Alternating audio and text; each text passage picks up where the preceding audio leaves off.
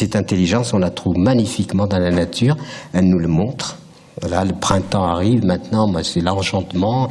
Et qu'est-ce qui fait ces cycles?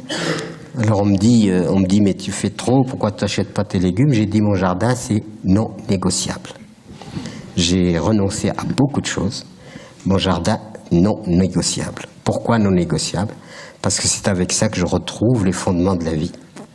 Et que je retrouve ce miracle extraordinaire d'ensemencer, de faire pousser, et donc de rentrer dans la rythme. Et je dirais même, dans les formations que nous donnons, je spécifie bien qu'il y a évidemment tout le mystère de la vie, mais qu'aujourd'hui, faire son jardin, c'est un acte politique. Et c'est un acte de résistance. Soit nous laissons faire les systèmes qui... Voilà,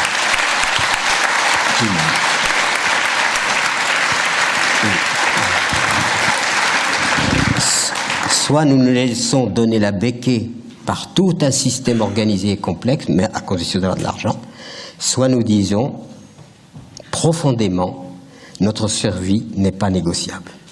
Et nous le faisons par nous-mêmes. Faire son jardin, c'est un territoire de résistance. C'est pas seulement produire des légumes, etc.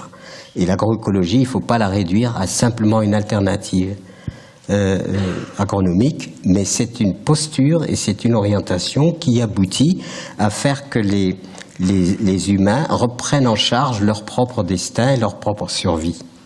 Dans le respect de la vie, il y a quelque chose même de sacré, si vous voulez, pour moi, dans cette démarche, parce qu'enfin, l'homme se dresse et se charge de sa destinée. Aujourd'hui, on est en train de tout éliminer et des systèmes comme les OGM, etc., qui sont un crime contre l'humanité, sont en train de s'infiltrer, de s'installer, etc. Quand vous voyez 60% des semences que l'humanité a produites, en quelque sorte domestiquées pour la transmettre de génération en génération, ont disparu, ça veut dire que petit à petit, l'humanité va vers une dépendance et un suicide. Et aujourd'hui, il ne faut pas se laisser faire. Voilà. Donc c'est pour toutes ces raisons que je dis il y a quelque chose à faire de vraiment important. Cependant, il y a quand même une chose qui est frappante. Vous pouvez manger bio, recycler votre eau et exploiter votre prochain. C'est pas incompatible. Donc il faut pas se contenter de dire parce que je suis... Non. Non. Ça m'a interpellé dans notre changement personnel. Les changements personnels, chacun fait ce qu'il veut. Il y a qui ont des gourous, etc. Moi, je n'aime pas ça. Chacun fait ce qu'il veut. C'est tout à fait libéral.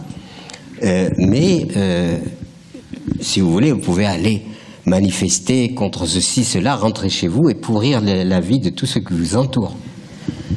Nous sommes attendus où? Là où nous sommes, où nous vivons. C'est-à-dire sur le territoire sur lequel nous avons une influence, c'est-à-dire notre petit royaume dans lequel nous régnons.